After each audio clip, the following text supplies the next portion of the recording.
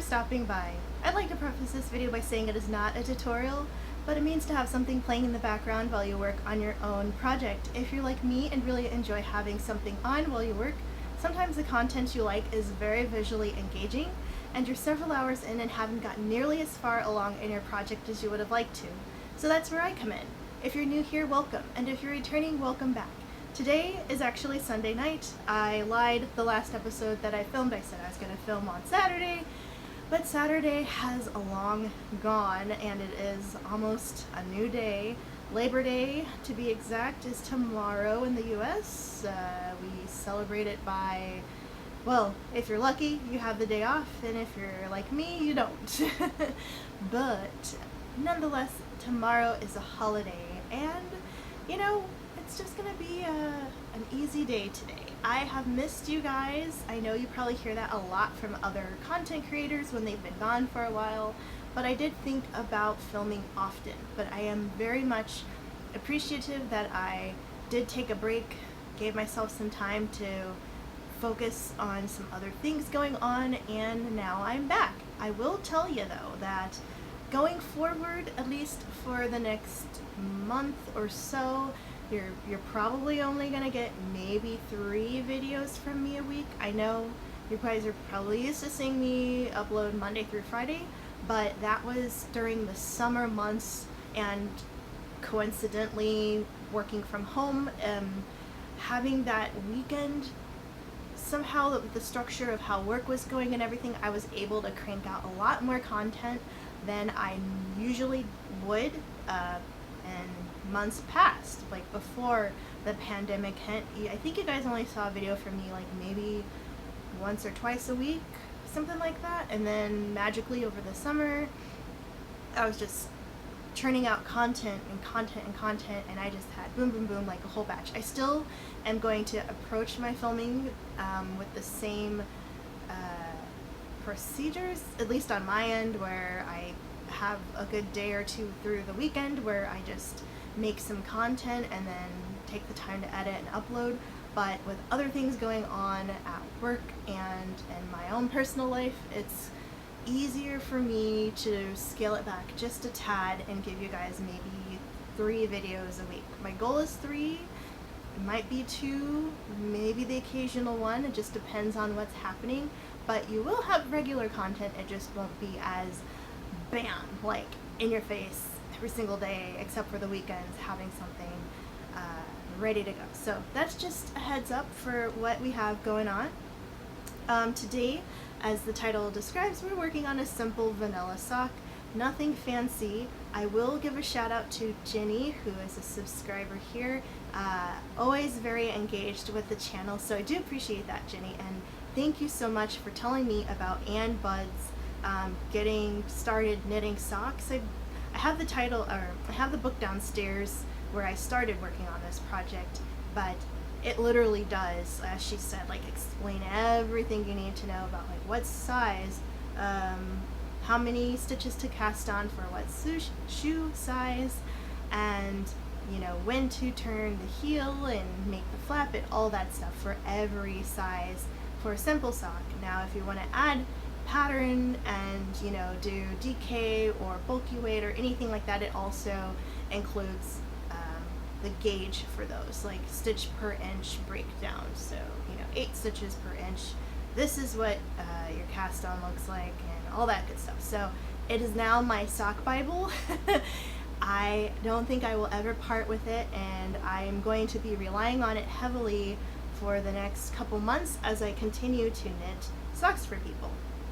This sock in particular is for my cousin's daughter. She is a little teeny twig of a girl. You know how kids are. They're always like kind of scrawny when they start out, just you know legs and arms basically, not an inch of fat on her. She's just a tiny little girl, and I think she's like, I keep messing up my cousin's kid's age because I'm not the best relative where I keep up on how old they are. I just remember that they turned 9 on April 9th, and I believe that was 2 years ago. Oh my gosh. Yeah. Okay. So 9, 10, 11. So they are. Okay. So last year, 2019, they turned 10. Yeah. If okay. So let's do some math. So if in 2018 they turned 9, then 2019 they turned 10. So this year they turned 11. Okay, I got it. I got it. It's hard to remember because that's right, because 2019,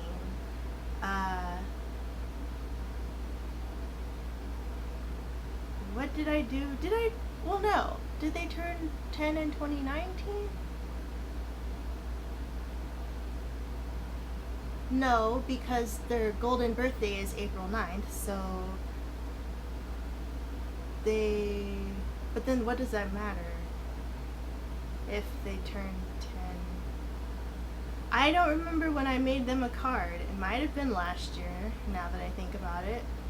So they probably turned 9 in 2019 and 10 in 2020?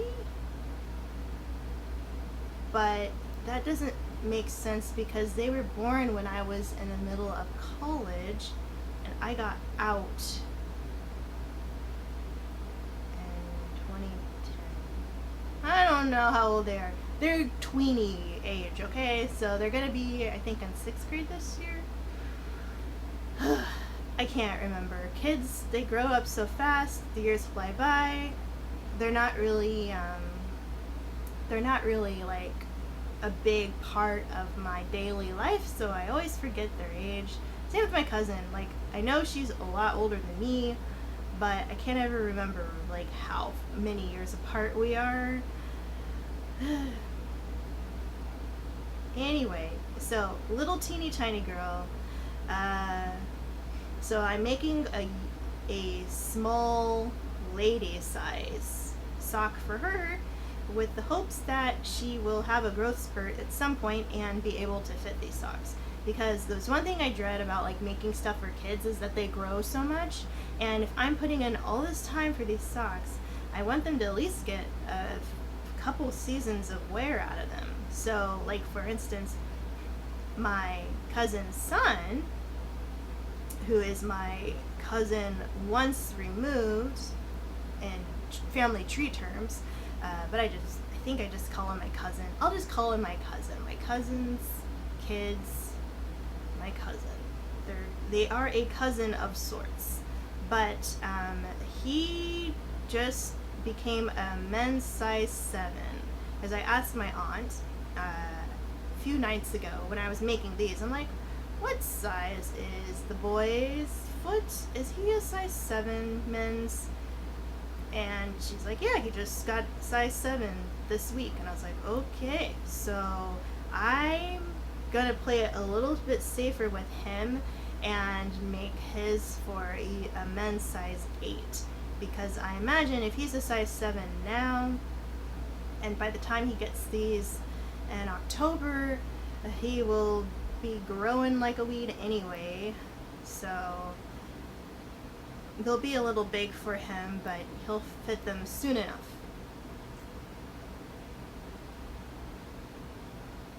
But yeah, I decided now that at least until I find something else to knit, that I'm just gonna keep with my original plan, and that was to make everybody socks. We tried that Knit the Family pattern and I just wasn't feeling it. Not that it's bad, it's just not what I thought it would be and not something that I want to incorporate after all with my holiday knitting. At least not for my immediate family. Maybe for like some of my friends and stuff. Because I actually still have the hat and scarf for my friend and the hat for her fiance now that I haven't been able to meet in person to give them. And I think I can just add on to those with some other projects. Or I can even give the hat to someone else because, well, not not my friend's hat, but her fiance's hat, because I kind of made it last minute, and it's fine. It's just maybe not his style, so I have some time to make something else for him. But yeah. But anywho, now that you guys kind of know my plans for holiday knitting, this sock, I already did my decrease for the instep gusset type area of the heel, and now I'm just knitting around until it's the length it needs to be before I can start shaping the toe. And I was so happy when I was looking in this book, because it also had the same method listed as the sock I was knitting with last time you guys saw, the 3x1 rib sock. It had one of those where you just keep decreasing until you have 8 stitches left, and then you run your yarn through and pull it tight. And that is a method that works. It doesn't look like it's specific to that pattern I was working on, because good old Ann Budd mentioned it as a method to close up your sock using her other methods as well. So it's like, cool, I'm down with that. Simple, easy, quick. It might not look as polished as Kitchener, but it's faster and easier for me, and that's what I want to do. And maybe for myself, I won't do Kitchener, but I'll do the method that I saw on the YouTube video, where you have some waste yarn and you knit up a little bit, and then you start to sew in your sock together, and then you take your waste yarn out after. So I'll do that. And yeah, so I hope you guys have all been doing well. I know it's been a while. Let me know if there's any cool new projects you've started since we last saw each other. What are you working on? What's new with you? I will give you a little, well, I say little now, but you know how long-winded I am. It's probably going to be longer than that. Update on what's up with me. And one of the things is that at the time you see this video, last week, so August 31st, on Monday, I had to take my partner to the hospital to have some surgery. And I want to say I might have mentioned that during the knit along as well. I feel like I would have, just because it wasn't like that big of a deal, but I mean, my partner has like this birthmark thing on the left side of their head, and it's been with them since they were a baby. Their parents never got it removed, and it's kind of like a scab that never heals. And so finally, now that my partner is well into their adult years, was like, you know what, this is kind of bothering me. The fact that, you know, it's always kind of scabby and leaky and gross is a problem. I mean, they biopsied the skin and determined it was not cancerous, so that's good, but it's still a nuisance. And the fact that you have like broken skin on your head all the time is kind of not that great. So last Halloween they went in, and I went with them, and I was sad because I had dressed up for Halloween. I had my Witchcrafts shirt on, which is just a witch working on some arts and crafts, and I thought it was so cute. And I had that on, and I had like a cute, like my plaid shirt, and I was ready to go and be cute at work. And then the surgery ended up taking like the whole day. By the time we got home, it was the end of the day, so I did not go into work. And I looked at my partner's head several months ago, and I was like, you know, where they cut into it does not look much better than it was. And they're like, oh yeah, you're right. So they went in again and scheduled the surgery that happened on Monday. And they went, and because of COVID, I had to stay out of the waiting room, so I brought my knitting, and I sat in the parking lot and did some knitting. I took a nap because of all the nights to not sleep, I literally did not go to bed, and I had to be up at like 5, and I think I went to bed at like 4:30. I just couldn't get to sleep, so I was tired, so I did take a nap while I was waiting, and finally got a text from the hospital that they were ready, and pulled around front, got him home and everything, and 2 days later, I had to clean their dressing and stuff, like change the dressing, because it's in a. To be honest, my partner can clean this, dress their wound, their incision themselves, but they say they can't see it very well. And if you angle the mirror just right, you can see it, but because I'm nice, because I don't want anything bad to happen to them, I'm like, fine, I'll help you. But it is like getting into my sleep schedule, because you know me, I'm asleep, and then it's the middle of the day and my partner's like, hey, you gotta change this, help me. And I'm like, okay. Anyway, so the first night when it was okay to take the bandage off and clean it and everything, I'm like, what is this? So there's a staple in my partner's head. And I'm like, why is there a staple right here? And it was like so far away from the wound, kind of in their hair. So if it was any further back, I probably wouldn't have seen it, because it's just not in the area that I need to focus on. And I'm like, you have, and I was like, kind of poking at it. I was like, you have a staple right here. And they're like, oh, that's weird. I'm like, you don't have anywhere else? And they're like, So I took a picture of it and cleaned the wound, all that good stuff. And then my partner sent a text to the hospital, because they don't want you to call them nowadays. You have to send text through the network and all that. So my partner's like, hey, there's a staple in my head. Why is there a staple in my head? And then the hospital replied back, and they're like, we didn't put any staples in, we just did stitches. So my partner sent the picture, and then they're like, well, what is this? And then they're like, oh, well, yeah, we actually had to attach something to your head during the operation. And I'm like, okay, so when they said that to me, I was laughing out of shock, because I'm like, what? Like, you're not a table. Why would they staple something they needed during the operation to your head, and then not take the staple out when they were done? Like, the heck? Like, curse words here and there, what is going on?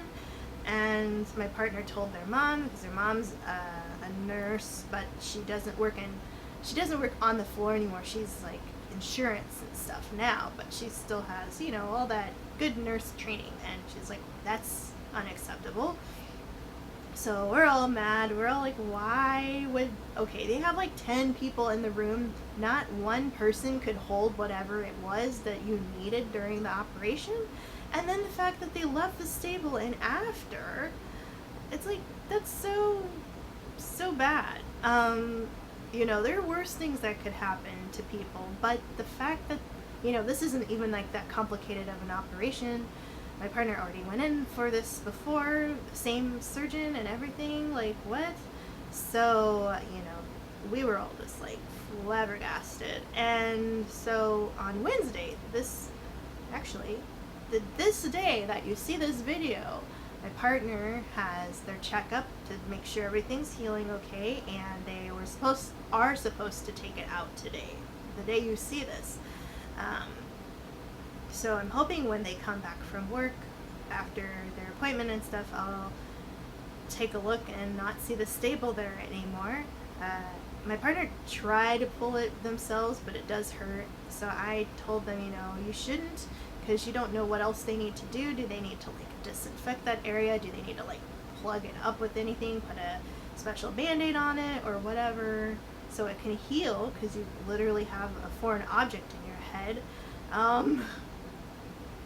So, we'll see what happens, but I'm just like, like I mentioned, I know there's worse stuff that can happen to you, but do you have any experience of going to the hospital and leaving with something in you that you shouldn't have had in you? Or, know of somebody who had something like that happen? I honestly haven't, in my immediate network of people I know, have had anybody report that something like that has happened to them while at the hospital. Thankfully, it's minor, but the fact that it still happened that alone, like, I want to call it negligence, because how do you finish this procedure? Tape, the whole gauze and everything around this person, dress their wound, and forget about this metal spike in their head. Like, that just baffles me. I just cannot understand. And I was at work on Friday and had to stop in and have like a little mini meeting with somebody I supervise and get some other stuff ready for some other things, and ran into one of my coworkers, the one who she gifted me this yarn. Actually, you guys haven't seen it, have you? If you follow me on Instagram, you will see that I did post when I started this project, but this is the yarn that I'm using. It was in the picture as well, but I don't know what it is. I don't know what the make is. It kind of feels like cotton to me, honestly. It's not scratchy, but it's not super smooth either, and it's not like springy. So I think it might be like a cotton blend or something, but it didn't have a label on it when she gave it to me. Anyway, I was like, cool. I saw them, was chatting a bit. They knew about my partner's surgery because I was off on Monday to take them to surgery. And I did mention this because I was excited about not having a day of work, even though I was literally doing other things that weren't like that fun. I had the day off, so I did mention that to you guys, but the details not so much. But they're like, oh yeah, how's your partner? Everything go okay? And I'm like, yeah, they're fine. And then I'm like, oh, they have a staple in their head. They left a staple. And everyone's like, what? So I told them that story. And then I remembered that last year when they had the surgery, the document said it was on their right side, but it's actually their left side. So when the nurse was going over everything last year, they're like, okay, so we're operating on your right side. And then my partner's like, wait. No. Like, my injury or my condition is on my left. And she's like, the nurse was like, oh. She's like, it says here right side. And then my partner's like, no, my left. So she goes and she looks over at them. And she's like, yeah, that's your left. So she made the update. And then when the surgeon came in to talk to my partner, they're mentioning everything. And they're like, yeah, so it's your left side? And my partner's like, yeah, it is. And they're like, oh, okay. Not even like my bad or anything. So I was just like, oh my gosh.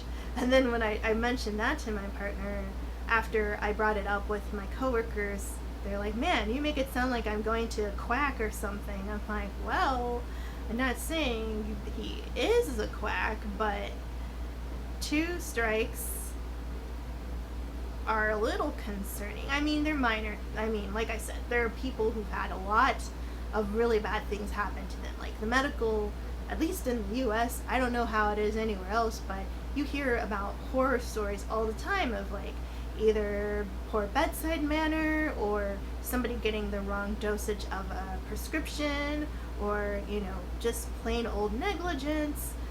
I remember hearing or reading actually a story about a woman who had an epidural and part of the needle broke off into her spine, and they never noticed, I guess, when they pulled the needle out, and for years and years and years she had horrible back pain.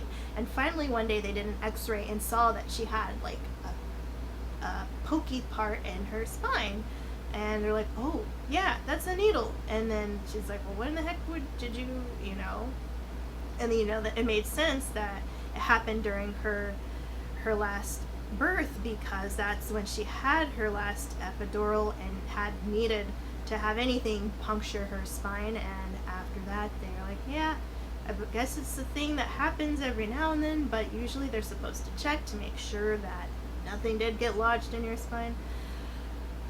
So that's a scary thing.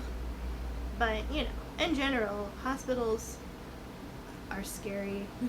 I mean, some people like them, and some people have to go a lot, and they're used to it, but every time I go, and I don't even have surgeries like that, but I always think about the scary stuff because it happens, and you always hope it's not going to be you, but you never know because statistics, I don't know. That's what I always think about, like, if you're a lawyer or if you're in the medical field, when you take your test to become licensed, it doesn't check what your percentage of questions you got right are. It's just like, did you pass or not? So you could be like barely scooting by, pass your bar, and now you're a practicing lawyer, even though you might not fully understand everything you're doing.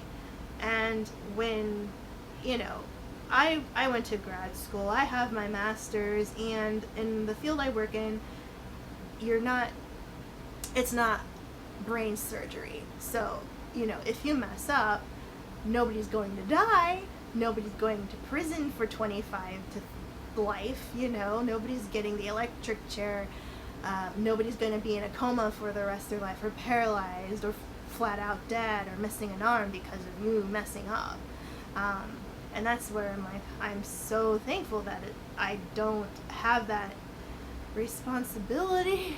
But at the same time, it's scary because when you do have to trust people who are supposed to know things you don't know, and you're supposed to trust their judgment and their understanding of what they're doing, and then they mess up, and it's like, how do you get that back when they've messed up and now something really, really, really, really bad has happened to you? And I don't want to, I probably am scaring people in my own paranoia, but that's why I'm always on edge when I think about stuff like that, and why I'm always a little bit leery about going to the hospital. And those are low percentages. Like, you think of all the people in the world that have been treated in the medical have been treated for something, that come out a-okay, totally fine. There are a lot of competent people out there, but I always worry that I'm gonna get the one that isn't, and then you might not hear from me again. So it's scary.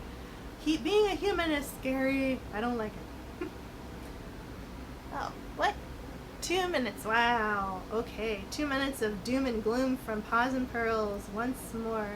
See, this is what happens when I haven't seen you in a while. I just jump in the deep end, give you guys like TMI and some nightmare fuel to think about for the rest of your day.